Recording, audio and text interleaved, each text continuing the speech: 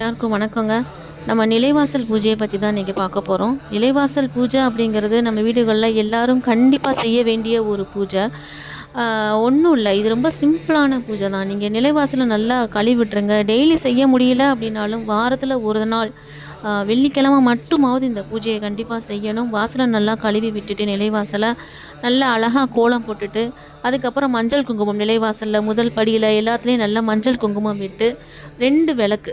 ஒரு மண் விளக்கா இருந்தா ரொம்ப நல்லது. அப்படி இல்லைன்னா, உங்க வீட்ல என்ன விளக்கு இருக்கோ 2 விளக்கு வாசல்ல 2 பக்கமும் வச்சு, அதுக்கு பூ வச்சுட்டு, நீங்க விளக்கு ஏத்தி ஒரு சின்ன பூஜையா ஒரு சாம்பிராணியோ, பத்தியோ போட்டு நல்லா வீட்டுக்கு வாசலுக்கு நல்லா பூஜை பண்ணிட்டு, அதே நிலைவாசலுக்கும் நல்லா அந்த தூபத்த காமிச்சுட்டு, அதுக்கப்புறம் மகாலட்சுமி தாயார உள்ள அழைச்சிட்டு வந்துட்டு, நீங்க உங்க வீட்ல இருக்கக்கூடிய பூஜை அறையில நீங்க விளக்கேத்தி சாமி கும்பிடுங்க.